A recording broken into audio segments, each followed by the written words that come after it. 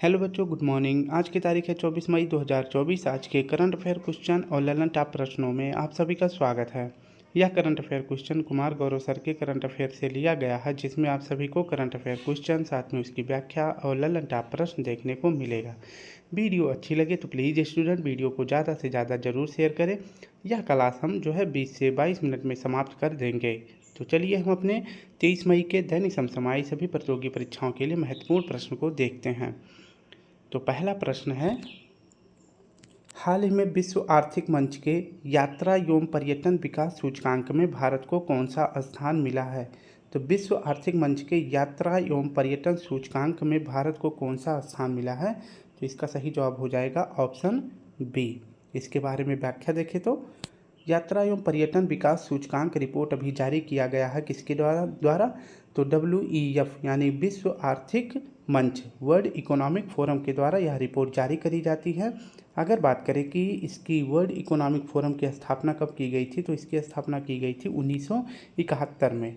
इसकी हर साल बैठक कहाँ पे होती है? दावोस। और दावोस जो है किस शहर में है, किस देश में है? तो यह स्विट्जरलैंड का एक शहर है। इसमें जो है भारत का पर्यटन एवं यात्रा में विकास सूचकांक में भारत की रैंक क्या है? तो भारत की रैंक है 39। अगर बात करें पहले कितनी थी, तो 2023 में भारत की रैंक थी 54। इसमें जो है पहला स्थान किसे मिला है? तो पहला स्थान मिला है USA को, दूसरा स्थान स्पेन को, तीसरा स्थान जापान को मिला है।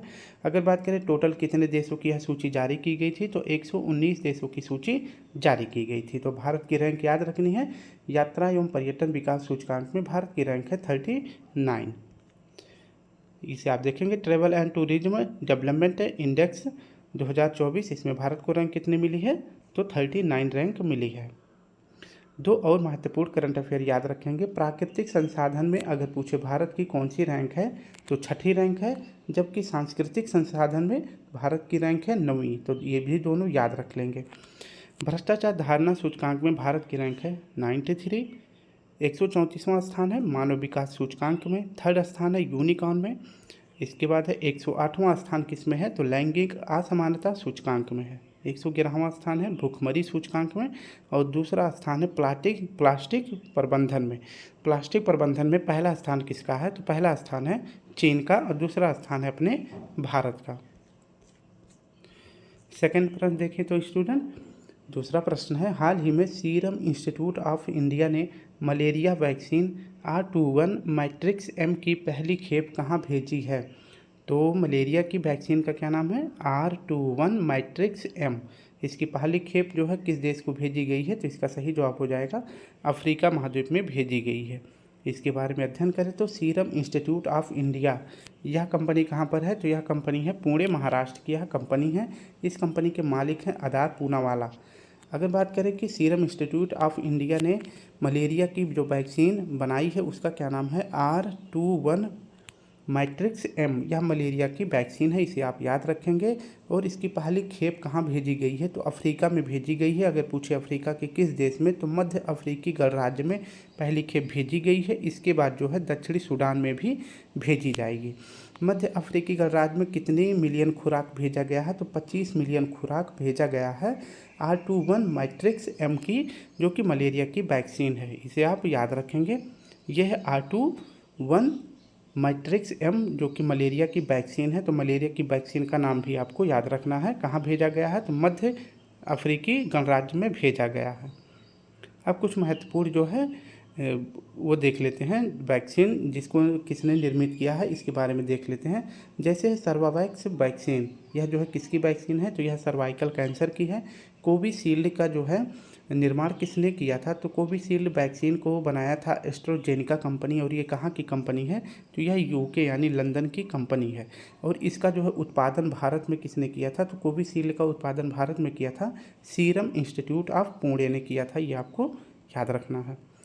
अफ्रीका महाद्वीप की सर्वोच्च चोटी कौन सी है? तो माउंट किलिमंजारो है। 2 बार भूमध्य रेखा को काटने वाली नदी कौन सी है? तो कांगो नदी है। 2 बार मकर रेखा को काटने वाली नदी कौन सी है? तो लिम्पोपो नदी है। अगर वहीं बात करें कि कर्क रेखा को 2 बार काटने वाली कौन सी नदी है, तो कर्क रेखा को 2 बार काटने वाली नदी अपने भारत में पाई जाती है, और उसका नाम है माही नदी। ठीक है, कौन सी नदी है? तो वह माही नदी है।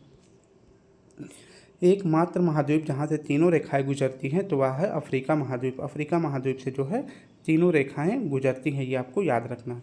भूमध्य रेखा, इसके बाद यहाँ पे मकर रेखा और ऊपर जो है कर्क रेखा। तो तीनों रेखाएं किस महाद्वीप से गुजरती हैं? तो अफ्रीका महाद्वीप से गुजरती हैं।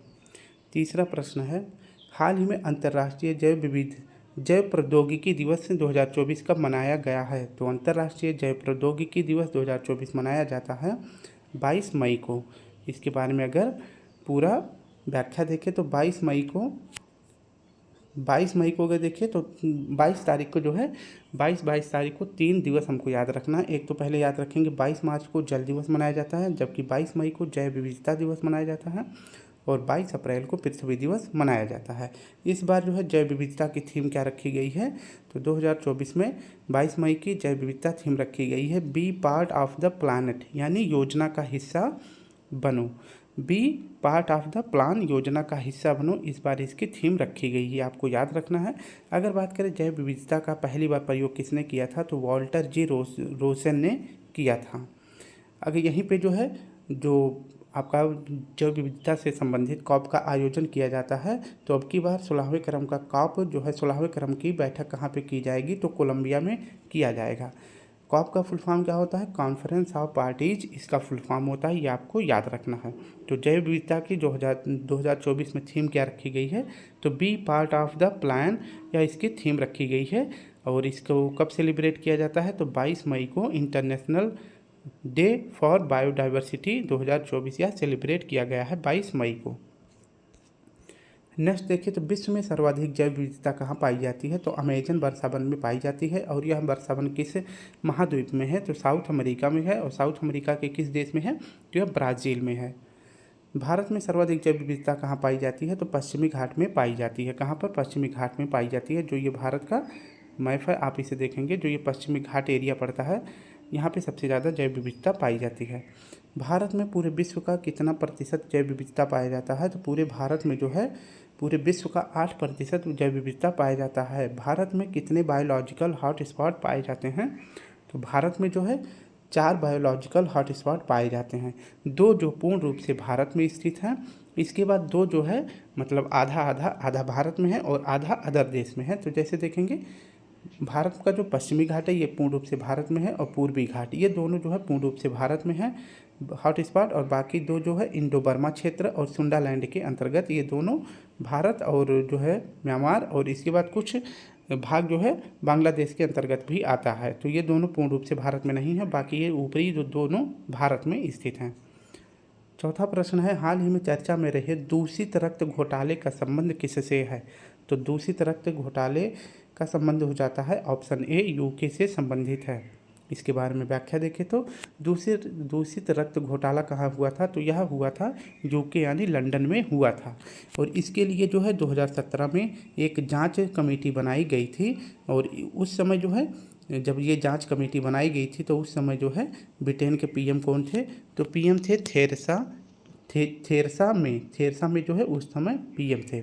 और इसने अभी अपनी रिपोर्ट जो है प्रस्तुत करी है। इस कमेटी ने 20 मई 2024 को इसने अपनी रिपोर्ट पेश की गई है। और इस समय जो है ब्रिटेन के पीएम कौन है? तो ब्रिटेन के पीएम है ऋषि सुनक जी।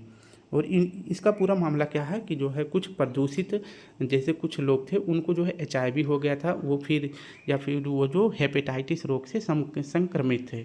तो 1970 से लेकर 80 के बीच में कैंप लगा था। जैसे हमारे यहाँ पे फ्री में नेत्र या फिर किसी चीज़ की जांच करनी होती है तो फ्री में कैंप लगाते हैं डॉक्टर। तो उसी माध्यम से जो है 70 के दशक में, यानी कि कह सकते हैं कि 1970 से 1980 के बीच में फ्री में कैंप लगाया गया था। तो उसमें जो है कुछ एड्स से संक्रमित व्यक्ति थे और हेपेटाइटिस संक्रमित व्यक्ति थे। तो ये इन्होंने अपने ब्लड को दान किया और ये ब्लड जो है बिना चेक किए हुए दूसरे व्यक्ति को चढ़ा दिया गया। फिर वो जो है वो भी व्यक्ति जो है संक्रमित हो गया और धीरे धीरे करके उस व्यक्ति की मौत हो जाती है। इसी मौत के लिए इसी ब्लड दान जो किया गया था, इसके दूषित रक्त घोटाला के लिए कि सरकार की इतनी बड़ी रिस्पॉन्सिबिलिटी होनी चाहिए थी कि अगर कोई ब्लड दे रहा है तो उसकी जांच करके किसी व्यक्ति को तभी चढ़ाई जाए। इस तरह से नहीं किया गया। तो उसी जांच के लिए जो है एक समिति बनी थी 2017 में, और इस समिति ने अपनी रिपोर्ट का प्रस्तुत की तो 2024 में।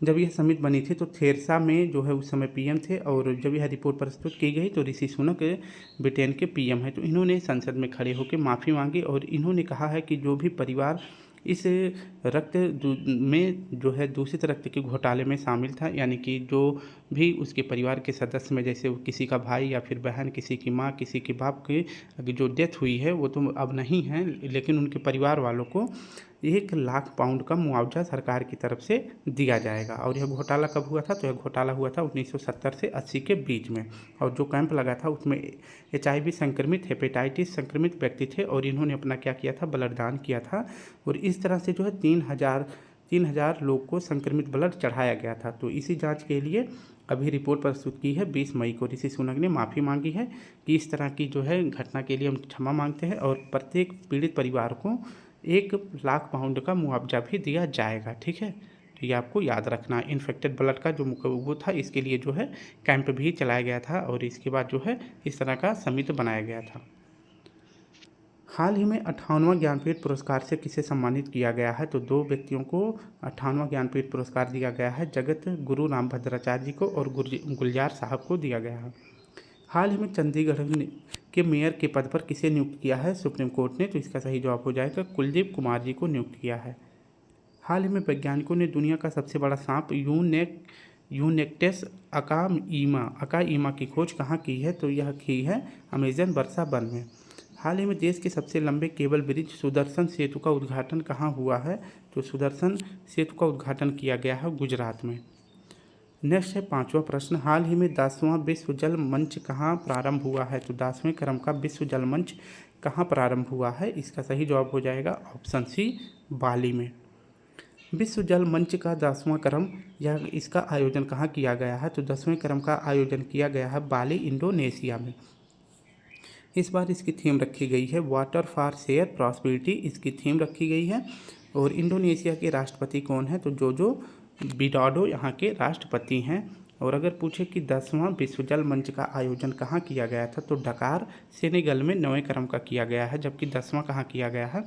तो 10वां बाली, इंडोनेशिया में किया गया है, जो कि 18 से 24 मई के बीच में 10वां वर्ल्ड वाटर फोरम की आयोजन की गई है। ठीक है, तो कितने तारीख से लेकर? तो 18 तारीख से लेकर 24 मई तक इसका आयोजन किया गया है।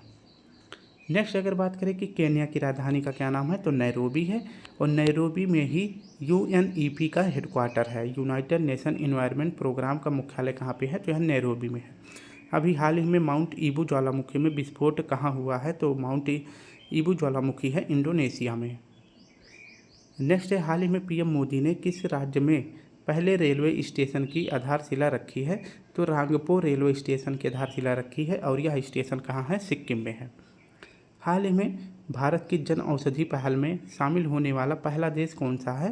तो इसका सही जवाब हो जाएगा मॉरिशस है। छठा प्रश्न देखते हैं बच्चे, हाल ही में इंडियन ऑयल कॉरपोरेशन लिमिटेड ने XP100 की पहली खेप कहाँ निर्यात की है?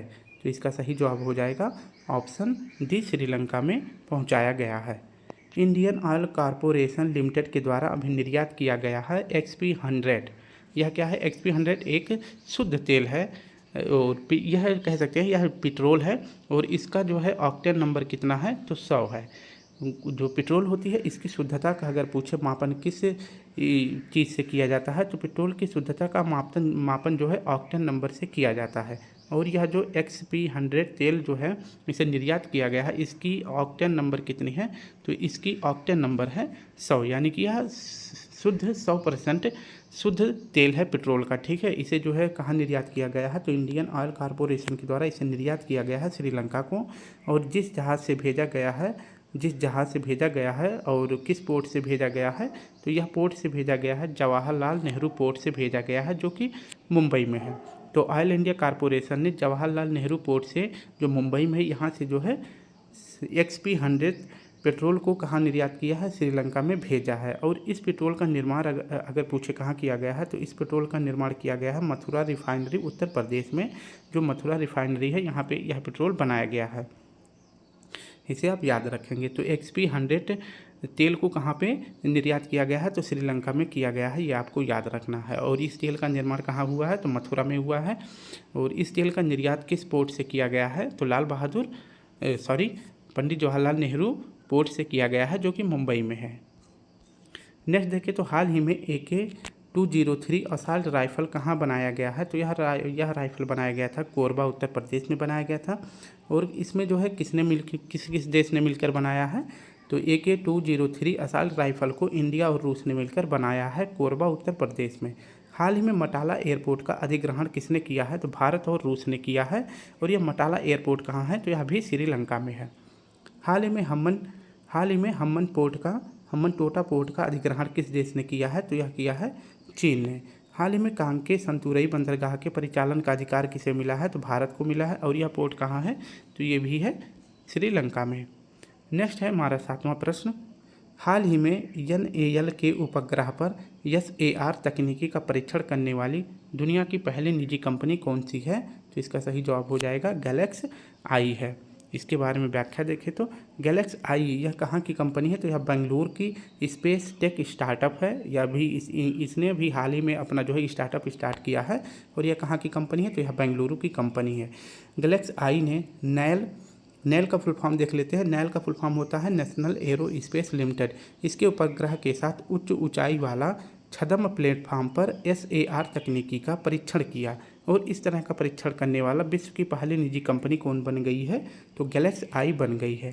जो ये प्लेटफॉर्म देख रहे हैं छद्म प्लेटफॉर्म, या कोई प्लेटफॉर्म नहीं है, यह एक ड्रोन है। ठीक है, तो इस ड्रोन के माध्यम से SAR तकनीकी का परीक्षण करने वाला पहला विश्व का निजी कंपनी कौन बन गया है, तो गैलेक्स आई बन गया है।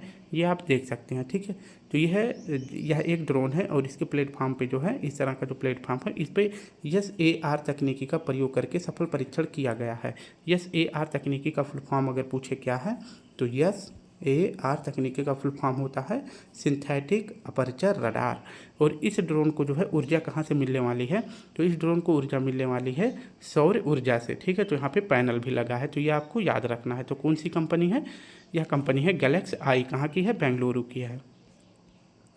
नेक्स्ट बात करें, चांद पर लैंड करने वाला पहला निजी कंपनी कौन सा है, तो इंटुएटिव कंपनी है। और इस कंपनी का जो लैंडर था उसका क्या नाम है, ODCS है। स्मार्ट क्या है, स्मार्ट जो है एंटी सबमरीन टारपीडो है।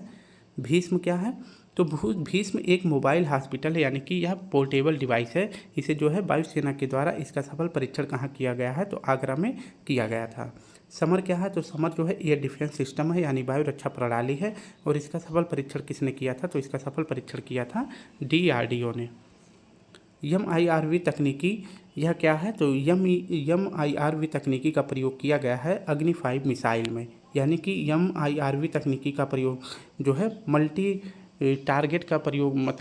टारगेट के लिए किया जाता है। यानी कि इस मिसाइल का प्रयोग जो है एक साथ कई निशानों को भेदने के लिए किया जाता है, ये आपको याद रखना है। और इसका प्रयोग जो है अगर पूछे कि इस मिसाइल का प्रक्षेपण किस मिशन के तहत किया गया है, तो दिव्यास्त्र के तहत किया गया है, ये भी आपको याद रख लेना है। ठीक है, 8वां प्रश्न है, हाल ही में भारत सरकार के प्रोजेक्ट ईशान का संबंध किससे है।